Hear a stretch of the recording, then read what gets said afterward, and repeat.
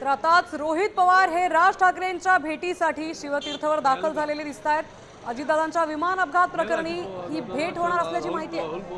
रोहित पवार राज ठाकरेंच्या शिवतीर्थवर आता दाखल झाले, तर ते त्यांची भेट घेणार आहेत आणि चर्चाही करणार आहेत।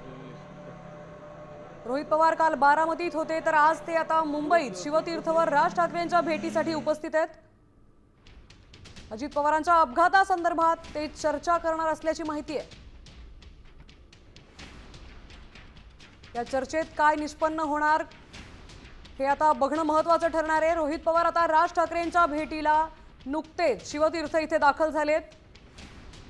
अजित पवार यांच्या अपघातासंदर्भात, त्याच्या पुढच्या प्रक्रियेसंदर्भात ते यात चर्चा करणार असल्याची माहिती आहे। 26 मिनिटांनी माझं बोलणं झालं तर ते मंत्रालयात रोहित पवार आता राज ठाकरेंच्या भेटीसाठी शिवतीर्थ इथे दाखल झाले। तर अजित पवारांच्या अपघातासंदर्भात, त्याच्या पुढच्या चौकशी संदर्भात, एकूण परिस्थिती संदर्भात ते आज चर्चा करणार असल्याची माहिती आहे। तर रोहित पवार आणि राज ठाकरे यांच्यामध्ये आता चर्चा होणार आहे।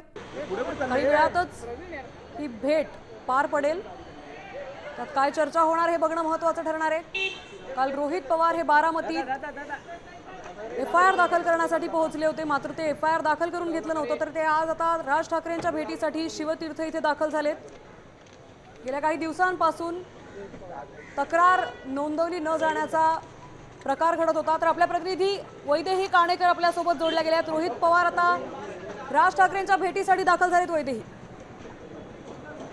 अजित पवार हे गेल्या काही दिवसांपासून आक्रमक बघायला मिळत आहेत, कारण गेल्या 3 दिवसापासून रोहित पवार अजित पवार यांच्या एकूणच अपघात प्रकरणामध्ये FIR नोंदवण्यासाठी विविध पोलीस स्थानकांना भेट देत आहेत, मात्र कुठेही FIR जी आहे ती नोंदवली जात नाही याचा निषेध आणि राग देखील त्यांनी व्यक्त केलेला आहे। अखेर राज ठाकरे यांना भेटण्यासाठी रोहित पवार या ठिकाणी दाखल झाले आहेत, कारण रोहित पवार एकूणच यांना जे प्रश्न पडलेले आहेत ते संपूर्ण महाराष्ट्राला पडलेले आहेत असं देखील त्यांनी मत व्यक्त केलेलं आहे। राज ठाकरे यांनी देखील काही प्रश्न उपस्थित केले होते, त्यामुळे आता राज ठाकरे यांच्या सोबतच्या भेटीमध्ये नेमकं काय होणार हे पाहणं महत्त्वाचं ठरेल।